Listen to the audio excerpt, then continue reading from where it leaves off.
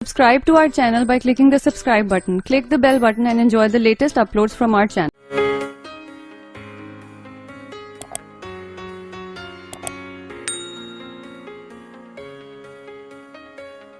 اعوذ باللہ من الشیطان الرجیم بسم اللہ الرحمن الرحیم اللہم صلی علی محمد وعلی محمد۔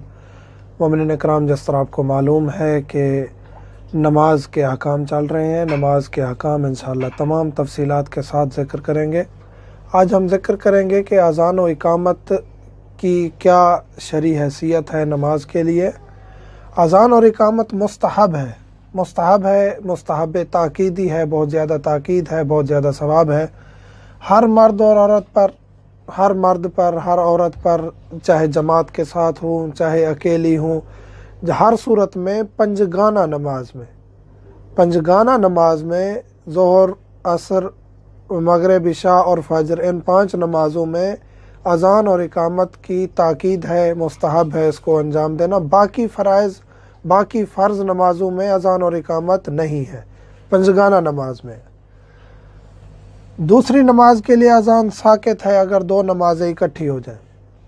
2 نمازیں ظہر اور عصر یا مغرب و عشاء اکٹھی پڑھ رہے ہیں تو اگر ظہر کے لیے اذان دے دی ہے تو عصر کے لیے اذان کی ضرورت نہیں ہے۔ اسی طرح اگر مغرب کے لیے اذان ہو گئی ہے تو عشاء کے لیے اذان کی ضرورت نہیں ہے، فقط اقامت کہیں گے دوسری نماز کے لیے اور نماز پڑھیں گے دوسری۔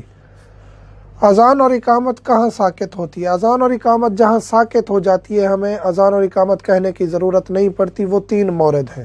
پہلا مورد یہ ہے کہ جماعت جس میں ہم اذان و اقامت ہو چکی ہے اس میں ہمیں علیحدہ سے، میں جماعت کے ساتھ نماز پڑھنے جاتا ہوں مسجد میں، چاہے تھوڑا سا لیٹ بھی پہنچتا ہوں، جماعت میں شریک ہو جاتا ہوں، تو مجھے علیحدہ سے اذان و اقامت کہنے کی ضرورت نہیں ہے، وہی جماعت والی اذان و اقامت کافی ہے۔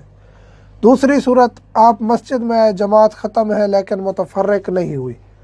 اب پہلی صورت یہ ہے کہ آپ جماعت میں شریک ہو گئے، دوسری صورت یہ ہے کہ آپ جماعت میں بھی شریک نہیں ہو سکے۔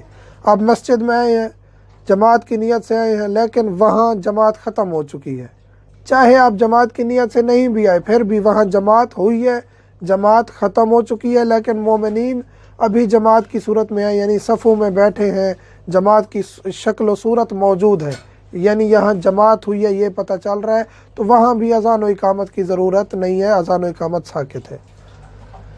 کسی دوسرے شخص کی اذان و اقامت سنی، چاہے جماعت نہیں کی اس نے، کوئی دوسرا شخص، آپ مسجد میں آئے، دوسرا شخص اذان کہہ رہا تھا اور اس کے بعد اس نے اقامت کہی ہے، تو اگر آپ نے وہ اذان و اقامت سن لیا تب بھی آپ پر اذان و اقامت ساکت ہو جائے گی، آپ کو کہنے کی ضرورت نہیں ہوگی۔ اذان و اقامت کی شرائط ہیں، کچھ شرائط ہیں اذان و اقامت کی۔ پہلی تو یہ ہے نیت، شروع سے آخر تک نیت کریں گے، شروع سے لے کر آخر تک کہ میں اذان کہہ رہا ہوں قربتاً اللہ، اور اس کے بعد اذان کہیں گے۔ مستحب یہ ہے کہ دونوں کانوں میں انگلیاں رکھیں اور اونچی آواز سے اذان کو بلند آواز سے پڑھیں، اور اقامت کو اس سے تھوڑی کم آواز میں، اقامت بھی اونچی آواز میں ہو لیکن اذان سے تھوڑی کم آواز میں ہو۔ نیت کے بعد عقل جو ہے، جو خدا نخواستہ مجنو ہے، بے وقوف ہے، یعنی بے وقوف سے مراد مجنو ہے اور اس کا عقل کام نہیں کرتا، دیوانہ ہے، اس کی اذان و اقامت کافی نہیں ہے۔ ایمان مومن ہو، مومن کی اذان و اقامت ہونی چاہیے۔ اگر ایک کافر نے اذان کہی ہے تو آپ پر اذان ساکت نہیں ہوگی، اگر ایک کافر نے یا غیر مومن نے اذان کہی ہے، منافق نے اذان کہی ہے یا اقامت کہی ہے، وہ بھی کافی نہیں ہے، ہم پر ساکت نہیں ہوگی، ہمیں اپنی اذان و اقامت دینی ہوگی۔ مذکر ہو، مذکر سے مراد یہ ہے کہ اذان جو بلند آواز سے کہی جاتی ہے اس کو تمام لوگ سنتے ہیں، تو وہ مذکر ہی، یعنی شخص ایک مرد اذان دے گا تو اس کی اذان درست ہے۔ خاتون اگر اذان و اقامت کہے گی تو فقط خواتین کے لیے کہے گی۔ اگر خاتون نے اذان و اقامت کہی ہے، اگر مرد نے سن بھی لی ہے تو اس پر ساکت نہیں ہوگی۔ خاتون کی اذان و اقامت فقط خواتین کے لیے کافی ہوگی، مرد کی اذان و اقامت جو ہے وہ مرد و خواتین دونوں کے لیے شامل ہوگی۔ مرد کی اذان و اقامت سننے کے بعد مرد پر اور خاتون پر، دونوں پر اذان و اقامت ساکت ہو جائے گی۔ ترتیب کے ساتھ پہلے اذان پھر اقامت، اسی طرح ترتیب ہوگی تو یہ درست ہے، پہلے اقامت کہہ لیں پھر اذان کہیں، تو یہ درست نہیں ہے۔ موالات کہتے ہیں کہ اللہ اکبر کیا ہے اور اس کے بعد مثلاً کہ 4 دفعہ اللہ اکبر اذان میں، پھر اشہد ان لا الہ الا اللہ، اشہد ان محمد رسول اللہ، اشہد ان علی ولی اللہ، اسی طرح موالات کے ساتھ۔ یہ نہیں ہے کہ آپ نے اللہ اکبر کہا اور اس کے بعد حی علی الصلاۃ کہہ دیا اور اسی طرح ٹوٹے پھوٹے جملوں میں اذان و اقامت مکمل کی، ایسا درست نہیں ہے، ترتیب کے ساتھ اور موالات کے ساتھ۔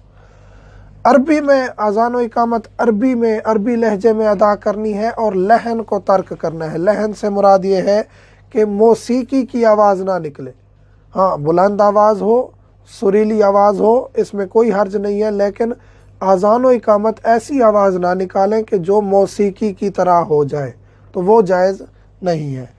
اور وقت داخل ہونے کے بعد اذان و اقامت درست ہے۔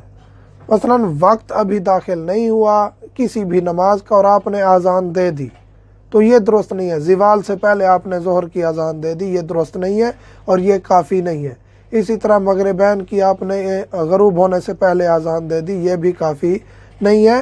وقت داخل ہونے کے بعد اذان و اقامت کہیں گے تو وہ انجام پائے گی اور اس کے بعد دوسرے شخص پر جس نے سنی ہے اور اس پر اذان و اقامت ساکت ہو جائے گی۔ یہ پنجگانہ نماز میں ہے۔ پنجگانہ نماز یا ان کی قضا، آپ قضا پڑھ رہے ہیں پنجگانہ نماز کی، تو اس میں بھی آپ اذان کہیں گے اور اس کے بعد آپ ہر نماز کے لیے اقامت کہتے جائیں گے، تو ایک ہی اذان جو آپ نے کہی ہے وہ